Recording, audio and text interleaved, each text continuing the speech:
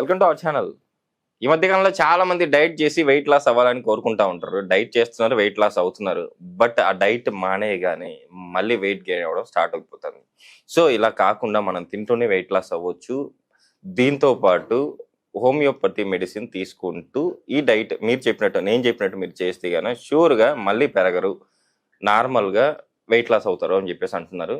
So ఈ విషయాలను తెలియజేయడానికి మనతో పాటున్నారు BHMS homeo physician doctor Chetan Raju గారు. సో సార్ ద్వారా ఈ విషయాలను తెలుసుకున్నాం. నమస్తే సార్. నమస్తే సార్. సార్, ఫస్ట్ మీరు చెప్పినప్పుడు నాకు ఫస్ట్ బాగా నచ్చింది ఏంటంటే మనం తింటూనే వెయిట్ లాస్ అవ్వచ్చు. సో చాలా మంది డైట్లు పాటిస్తూ ఉంటారు. అంటే తిండి తగ్గించేసి పూర్తిగా తగ్గించేసి 2 కేజీలు తగ్గాం, రోజుకి 2 రోజులకి 4 కేజీలు తగ్గామని చెప్పి చెప్పుకుంటా ఉంటారు. వాళ్ళు మళ్ళీ తినగానే మళ్ళీ తినడం స్టార్ట్ చేయగానే మళ్ళీ వెయిట్ గెయిన్ అవుతూ ఉంటారు. సో వాళ్ళు ఎంతైతే తగ్గారో అంతకు డబల్ అవుతారు.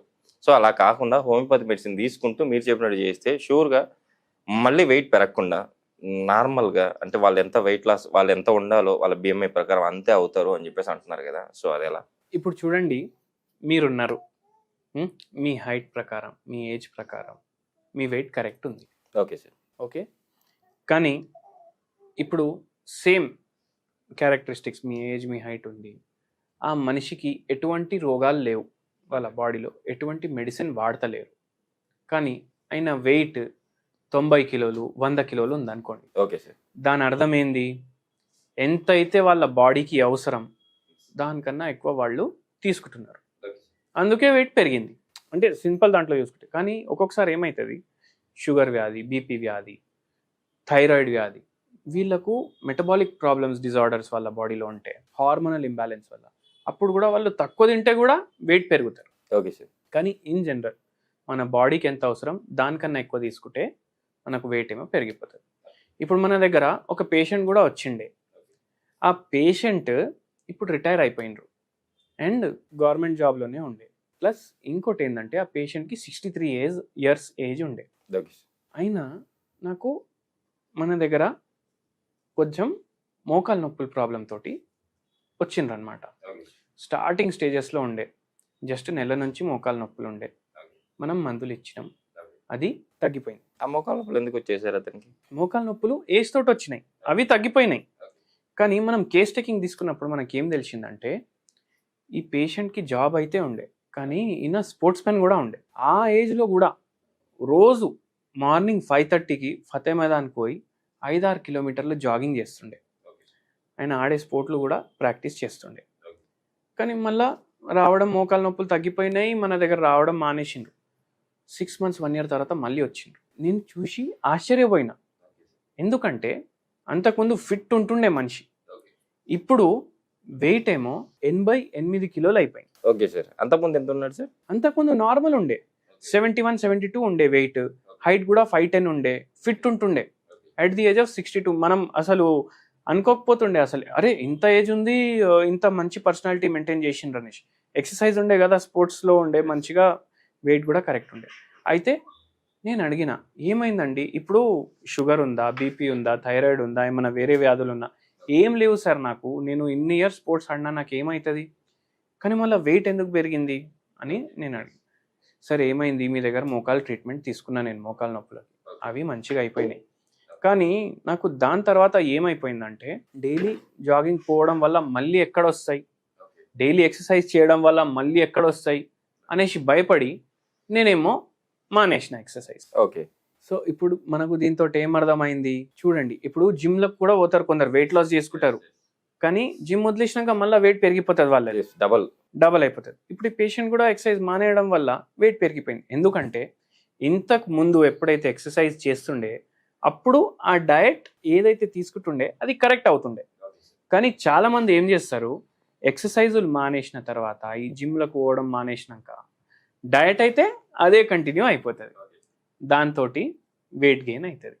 ఇప్పుడు ఈసారికి కూడా ఇప్పుడు ఫిజికల్ యాక్టివిటీ లేదు, కానీ డయట్ అయితే పాత డయటే కదా. సో అట్లా చేయడం వల్ల వెయిట్ పెరిగిపోతుంది. అయితే మీకు ఏది అండర్లైన్ ప్రాబ్లమ్స్ లేవు అంటే, అయినా మీరు వెయిట్ పెరుగుతున్నారంటే దాని అర్థం ఏంది, మీకు ఫిజికల్ యాక్టివిటీ లేదు, మీరు తీసుకుంటున్నారు కదా ఫుడ్, ఆ క్వాంటిటీ ఎంత అయితే మీకు బాడీకి అవసరం దానికన్నా ఎక్కువ తీసుకుంటున్నారు, అందుకే బాడీ ఏమో దాన్ని స్టోర్ చేసుకుంటుంది. అయితే ఇప్పుడు దీన్ని మనం ఎట్లా రివర్స్ చేసుకోవచ్చు?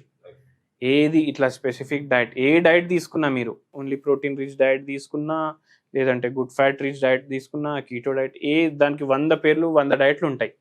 కానీ అది మీరు లైఫ్ టైం పాటించలేరు. మనం రైస్ లేకుండా 10 రోజులు ఉంటాం, 20 రోజులు ఉంటాం, మహా అంటే 2 నెలలు ఉంటాం. Yes sir. మళ్ళీ 61st డే మనం కంపల్సరీ రైస్ తింటాం. ఎస్. ఎందుకంటే మనకు టేస్ట్ బడ్స్ అదే, మనకు రైస్ మన ఫుడ్ అదే కదా మనకు కావాలి. సో మనం దీన్ని ఎట్లా కంట్రోల్ చేసుకోవచ్చు అంటే, నేను దాన్ని హాఫ్ మీల్ డైట్ అంటాను. Okay sir. Half meal diet, నా ఏ పేషెంట్ వచ్చినా మనకు వెయిట్ లాస్కి వస్తే మనం హోమియోపతి మందులు ఇస్తాము, ఆ పేషెంట్కి హాఫ్ మీల్ డైట్ స్టార్ట్ చేస్తాం అండ్ మిరాక్యులస్ రిజల్ట్స్ ఉంటాయి. Okay sir. ఎట్లా చేయాలి? ఇప్పుడు మార్నింగ్ టిఫిన్ చేస్తాం. టిఫిన్ చేసేటప్పుడు మనకు ఏముంటుంది? టిఫిన్లో దోశ ఉంటుంది అనుకో, ఎగ్జాంపుల్ దోశ. ఇంటికాడ మనం ఇప్పుడు బయట తిన్నాం అనుకోండి, దోశ మసాలా దోశ అంటే ఒక దోశ తింటాం. ఇంటికాడ 4, 5, 8 తింటూనే ఉంటాం. ఎస్. అయితే అమ్మ వేస్తూనే ఉంటుంది, మనం తింటూనే ఉంటాం. అట్లా ఉంటుంది. ఇప్పుడు కూర్చునే ముందు, తినడానికి కూర్చుంటాం కదా, కూర్చునే ముందు మనం మన మైండ్ తోటి మాట్లాడుకోవాలి.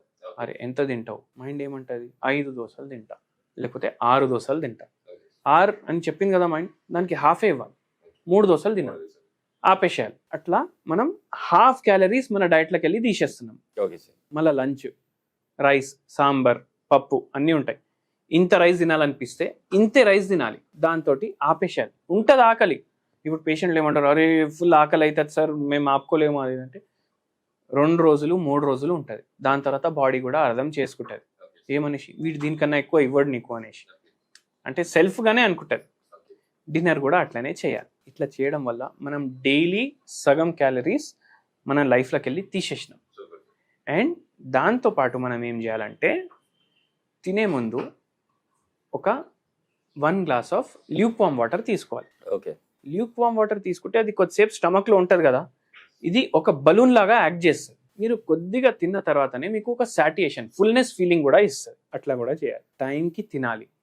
అండ్ దీంతో మనం హోమియోపతి మెడిసిన్స్ కూడా తీసుకోవాలి.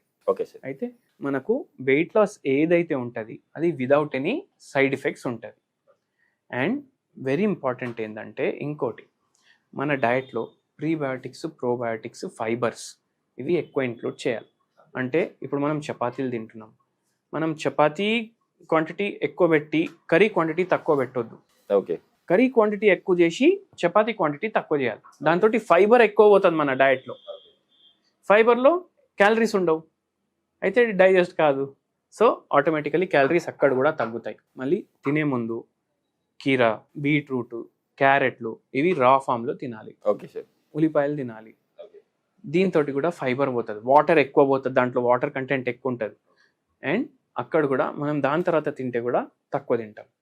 ఇంకోటి, ఈ డయట్ ఫాలో చేస్తూ ఆకలి అయ్యే ముందే మీరు తినేసేయాలి. ఆకలి అయినప్పుడు తినడం కంటే ఆకలి కాకముందే తినేసేయాలి. ఎందుకు? ఆకలి అయిన తర్వాత తింటే ఇంకా కావాలి ఇంకా కావాలనేసి అడుగుతుంది బాడీ. అట్లా చేయొద్దు. సో ఈ పేషెంట్కి మనం ఇట్లనే చేసినాము, హోమియోపతి మెడిసిన్ కూడా ఇచ్చినాము, మళ్ళీ నార్మల్ వెయిట్కి తీసుకొచ్చినాం. నిజంగా సార్, సూపర్ సార్. నిజంగా కంపల్సరీ వెయిట్ లాస్ అవ్వాలనుకున్న వాళ్ళు మీరు చెప్పినట్టు హోమియోపతి మెడిసిన్ తీసుకుంటూ షూర్గా మీరు చెప్పిన హాఫ్ మీల్ డైట్ ఏదైతే ఉందో అది పాటిస్తూ కంపల్సరీ వెయిట్ లాస్ న్యాచురల్గా, నార్మల్గా, హెల్తీగా వెయిట్ లాస్ అవుతారని చెప్పి ఆశిద్దాం సార్. Thank you.